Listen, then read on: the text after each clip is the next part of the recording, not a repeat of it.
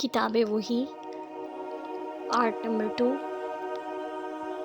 نبی کریم صلی اللہ علیہ وآلہ وسلم پر وحی کا ابتدائی دور اچھے سچے پاکیزہ خوابوں سے شروع ہوا۔ پھر آپ صلی اللہ علیہ وآلہ وسلم خواب میں جو کچھ دیکھتے وہ صبح کی روشنی کی طرح صحیح اور سچا ثابت ہوتا۔ پھر من جانب قدرت آپ صلی اللہ علیہ وسلم تنہائی پسند ہو گئے اور آپ صلی اللہ علیہ وآلہ وسلم نے غار حرا میں خلوت نشینی اختیار فرمائی اور کئی دن اور رات وہاں مسلسل عبادت یاد الہی ذکر فکر میں مشغول رہتے۔ جب تک گھر آنے کو دل نہیں چاہتا تو شاہ ہمرالی میں وہیں پر رہتے۔ توشہ ختم ہونے پر ہی اہلیہ محترمہ خدیجہ رضی اللہ عنہا کے پاس تشریف لاتے اور کچھ توشہ ہمراہ لے کر پھر وہاں جا کر خلوت گزین ہو جاتے۔ یہی طریقہ جاری رہا یہاں تک کہ آپ صلی اللہ علیہ وسلم پر حق منکشف ہو گیا اور آپ صلی اللہ علیہ وآلہ وسلم غار حرا ہی میں قیام پذیر تھے کہ اچانک جبرائیل علیہ السلام آپ صلی اللہ علیہ وسلم کے پاس تشریف لائے اور کہنے لگے کہ اے محمد پڑھو۔ آپ صلی اللہ علیہ وآلہ وسلم فرماتے ہیں کہ میں نے کہا کہ میں پڑھنا نہیں جانتا۔ آپ صلی اللہ علیہ وسلم فرماتے ہیں کہ فرشتے نے مجھے پکڑ کر اتنے زور سے بھینچا کہ میری طاقت جواب دے گئی اور مجھے چھوڑ کر کہا کہ پڑھو۔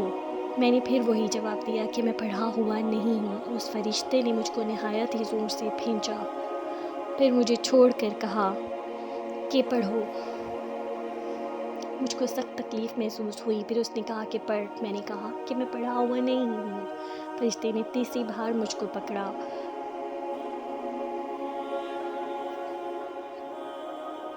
اور تیسری مرتبہ پھر مجھ کو بھینچا، پھر مجھے چھوڑ دیا اور کہنے لگا کہ پڑھو اپنے رب کے نام کی مدد سے جس نے پیدا کیا، انسان کو خون کی پھٹکی سے بنایا۔ پڑھو اور آپ کا رب بہت ہی مہربانیاں کرنے والا ہے۔ بس یہی آیت ہے۔ آپ صلی اللہ علیہ وآلہ وسلم جبرائیل علیہ السلام سے سن کر اس حال میں غار حرا سے واپس ہوئے کہ آپ صلی اللہ علیہ وسلم کا دل اس انوکھے واقعے سے کانپ رہا تھا۔ آپ صلی اللہ علیہ وسلم خدیجہ کے ہاں تشریف لائے اور فرمایا کہ مجھے کمبل اوڑھا دو، مجھے کمبل اوڑھا دو۔ لوگوں نے آپ صلی اللہ علیہ وآلہ وسلم کو کمبل اوڑھا دیا۔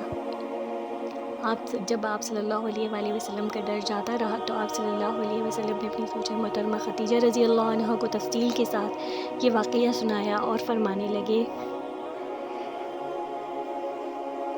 کہ مجھ کو اب اپنی جان کا خوف ہو گیا ہے۔ آپ صلی اللہ علیہ وسلم اہلیہ محترمہ خدیجہ رضی اللہ عنہا نے آپ صلی اللہ علیہ وآلہ وسلم کی ڈھارس بندھائی اور کہا کہ آپ کا خیال صحیح نہیں ہے، اللہ کی قسم آپ کو اللہ کبھی رسوا نہیں کرے گا۔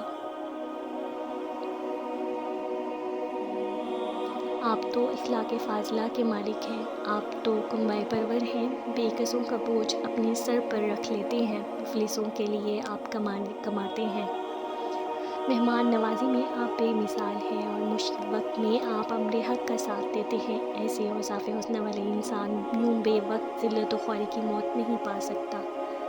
پھر مزید تسلی کے لیے حضرت خدیجہ رضی اللہ عنہا آپ صلی اللہ علیہ وآلہ وسلم کو ورقہ بن نوفل کے پاس لے گئیں جو ان کے چچا زاد بھائی تھے اور زمانہ جاہلیت میں نصرانی مذہب اختیار کر چکے تھے اور عبرانی زبان کے کاتب تھے، چنانچہ انجیل کو بھی حسب منشاء خداوندی عبرانی زبان میں لکھا کرتے تھے۔ انجیل سریانی زبان میں نازل ہوئی تھی، پھر اس کا ترجمہ عبرانی زبان میں ہوا۔ ورقہ اسی کو لکھتے تھے۔ وہ بہت بوڑھے ہو گئے تھے، یہاں تک کہ ان کی بینائی بھی رخصت ہو چکی تھی۔ خدیجہ رضی اللہ عنہا نے ان کے سامنے آپ صلی اللہ علیہ وآلہ وسلم کے حالات بیان کیے اور کہا کہ اے چچا زاد بھائی، اپنے بھتیجے محمد صلی اللہ علیہ وآلہ وسلم کی زبانی ذرا ان کی کیفیت سن لیجئے۔ وہ بولے کہ بھتیجے، آپ نے جو کچھ دیکھا ہے اس کی تفصیل سناؤ۔ چنانچہ آپ صلی اللہ علیہ وآلہ وسلم نے از اول تا آخر پورا واقعہ سنایا، جسے سن کر ورقہ بے اختیار ہو کر بول اٹھے، یہ تو وہی ناموس معزز دان فرشتہ ہے جسے اللہ نے موسیٰ علیہ السلام پر وحی دے کر بھیجا تھا۔ کاش میں آپ کے اس عہد نبوت کے شروع ہونے پر جوان عمر ہوتا، کیونکہ ورقہ بن نوفل بوڑھے ہو چکے تھے۔ کاش میں اس وقت تک زندہ رہتا جب تک آپ کی قوم کو اس شہر سے نکال دے گی۔ رسول اللہ صلی اللہ علیہ وآلہ وسلم نے یہ سن کر تعجب سے پوچھا کہ کیا وہ لوگ مجھ کو نکال دیں گے، حالانکہ میں تو ان میں صادق و امین و مقبول ہوں۔ ورقہ بولا، ہاں یہ سب کچھ سچ ہے۔